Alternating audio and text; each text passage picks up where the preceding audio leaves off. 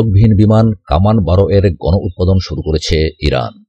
ইরানের বিমান বাহিনী চালকবিহীন বিমান বা ড্রোন কামান-12 এর গণ উৎপাদন শুরু করেছে। যুদ্ধে ব্যবহার উপযোগী চালকবিহীন এই বিমান নিজস্ব প্রযুক্তিতে তৈরি করেছে ইরান। তেহরানের এই গণ উৎপাদন শুরুর অনুষ্ঠানে ইরানের বিজ্ঞান ও প্রযুক্তি বিষয়ক ভাইস প্রেসিডেন্ট সোরেনা সাত্তারি এবং বিমান বাহিনীর কমান্ডার ব্রিগেডিয়ার জেনারেল আজিজ নাসিরজাদে উপস্থিত ছিলেন। কামান-12 ঘণ্টায় 200 কিলোমিটার গতিতে টানা 10 ঘণ্টা উড়তে পারে। এছাড়া কমপক্ষে 400 মিটার দীর্ঘ বিমান ক্ষেত্র থেকেই এটি আকাশে যাত্রা করতে পারে। 1000 কিলোমিটার ব্যাসার্ধের মধ্যে যুদ্ধ চালানোর সক্ষমতা রয়েছে এটির।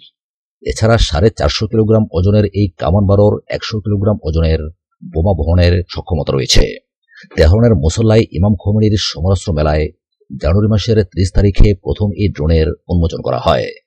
ইরানের ইসলামী বিপ্লবের 40তম বার্ষিকী উপলক্ষে এই মেলার আয়োজন করা হয়েছিল। ভারতের সঙ্গে সংকট সমাধানে ইরানের সাহায্য চাইল পাকিস্তান।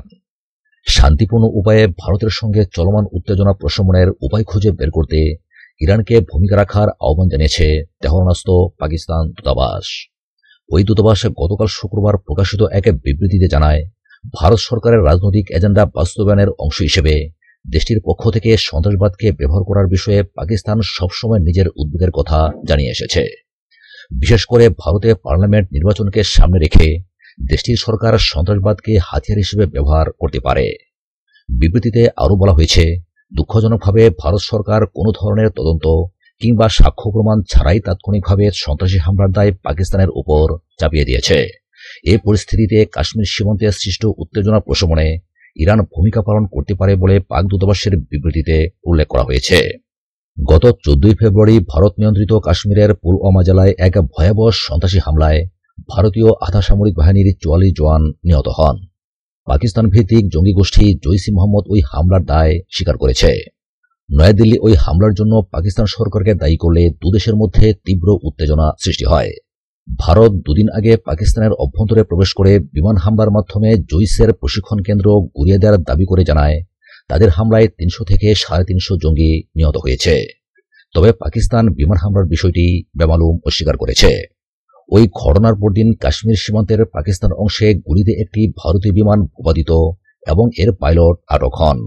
দ্বিপক্ষীয় উত্তেজনা প্রশমনের লক্ষ্যে পাকিস্তান সরকার গতকাল শুক্রবার এই পাইলটকে ভারতের কাছে হস্তান্তর করেছে।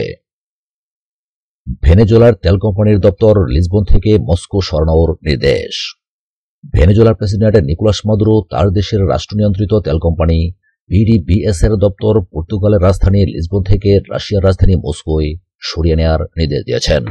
দেশটির ভাইস প্রেসিডেন্ট দেলসি রড্রিগেজ শুক্রবার রাশিয়া সফরে গিয়ে স্বাগতিক দেশের পররাষ্ট্রমন্ত্রী সের্গেই ল্যাভরভের সঙ্গে এক যৌথ সংবাদ সম্মেলনে একথা জানিয়েছেন। তিনি বলেন, নিজের তেল উৎপাদনের লক্ষ্যে রাশিয়ার তেল কোম্পানিগুলোর সঙ্গে সহযোগিতা শক্তিশালী করতে চায় কারাকাস। ভেনেজুয়েলার পররাষ্ট্রমন্ত্রী বলেন, তার দেশের তেল উৎপাদন বাড়ানোর জন্য রুশ ফেডারেশনের কাছ থেকে সব রকম সহযোগিতা গ্রহণ করবে কারাকাস। রড্রিগেজ বলেন, ভেনেজুয়েলার রাষ্ট্রীয় সম্পদের নিরাপত্তা রক্ষা করার লক্ষ্যে পিডিভিএস এর দপ্তর লিসবন থেকে সরিয়ে নেওয়া হচ্ছে। তিনি বলেন, ব্রিটিশ ব্যাংকে সংরক্ষিত ভেনেজুয়েলার সম্পদ এখন ফেরত দিতে রাজি হচ্ছে না লন্ডন। কাজেই ইউরোপের কোনো দেশেই ভেনেজুয়েলার সম্পদ নিরাপদ নয় বলে তিনি উল্লেখ করেন। সম্প্রতি মার্কিন অনুরোধে সাড়া দিয়ে ব্যাংক অব ইংল্যান্ড ভেনেজুয়েলার $120 কোটি মূল্যের স্বর্ণ বাজেয়াপ্ত করেছে। উত্তর কোরিয়ার সঙ্গে আমেরিকার আলোচনা ব্যর্থ হওয়া সম্পর্কে যা বলল ইরান। উত্তর কোরিয়া এবং আমেরিকার শীর্ষ বৈঠক ব্যর্থ হওয়ার পর ইরানের পররাষ্ট্রমন্ত্রী মোহাম্মদ জাওয়াদ জারিফ বলেছেন, ইরানের পরমাণু সমঝোতার চেয়ে ভালো কোনো চুক্তি আমেরিকা কখনো কারো সঙ্গে করতে পারবে না। ভিয়েতনামের রাজধানী হ্যানয়ে বুধ ও বৃহস্পতিবার মার্কিন প্রেসিডেন্ট ডোনাল্ড ট্রাম্পের সঙ্গে উত্তর কোরিয়ার নেতা কিম জং উনের 2 দিনব্যাপী বৈঠক ব্যর্থ হয়। বহুল প্রত্যাশিত বৈঠকের আগে মার্কিন মিডিয়া ব্যাপকভাবে এই আভাস দিয়েছিল যে হ্যানয় বৈঠকে পারমাণবিক নিরস্ত্রীকরণের বিষয়ে পিয়ংইয়ংয়ের সঙ্গে একটি চুক্তি করতে যাচ্ছে ওয়াশিংটন। কিন্তু বাস্তবে বৈঠকে কোনো সমঝোতায় পৌঁছতে ব্যর্থ হন দুই নেতা। ওই ব্যর্থতার কথা উল্লেখ করে শুক্রবার জারিফ এক টুইটার বার্তা লিখেছেন, উত্তর কোরিয়ার সঙ্গে আলোচনায় যাওয়ার আগে মার্কিন প্রেসিডেন্ট ডোনাল্ড ট্রাম্পের বোঝা উচিত ছিল যে ব্যাপক হাকডাক করে এবং নীতিতে আকস্মিক পরিবর্তন এনে সিরিয়াস কূটনীতি হয় না। ইরানের পররাষ্ট্রমন্ত্রী হ্যানয় বৈঠকের ব্যর্থতার সঙ্গে 2015 সালে পাশ্চাত্যের সঙ্গে তার দেশের স্বাক্ষরিত পরমাণু সমঝোতার তুলনা করে বলেন, প্রায় 12 বছর ধরে আলোচনা এবং 150 পৃষ্ঠার চুক্তির প্রতিটি শব্দ নিয়ে হাজার হাজার ঘণ্টা দর কষাকষির পর ইরানের পরমাণু সমঝোতা অর্জিত হয়েছিল। কাজী ট্রাম্প এই সমঝোতার চেয়ে ভালো কোনো চুক্তি কখনো করতে পারবেন না। এর আগে হ্যানয় বৈঠকের ব্যর্থতার সঙ্গে ইরানের পরমাণু সমঝোতাকে জড়িয়ে প্রথম বক্তব্য দেয় হোয়াইট হাউস। মার্কিন প্রেসিডেন্টের আবাসিক দপ্তর দাবি করেছিল, ইরানের সঙ্গে ট্রাম্পের ভাষায় যে খারাপ চুক্তি সই হয়েছিল, তিনি উত্তর কোরিয়া বা অন্য কোনো দেশের সঙ্গে তার পুনরাবৃত্তি করবেন না।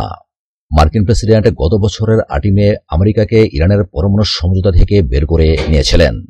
উত্তর কোরিয়ার নেতা কিম জং উন মার্কিন প্রেসিডেন্টের আশ্বাসের উপর আস্থা রাখার ক্ষেত্রে ইরানের ব্যাপারে ট্রাম্পের ওই আচরণকে বিবেচনায় নিয়েছেন বলে পর্যবেক্ষকরা মনে করছেন।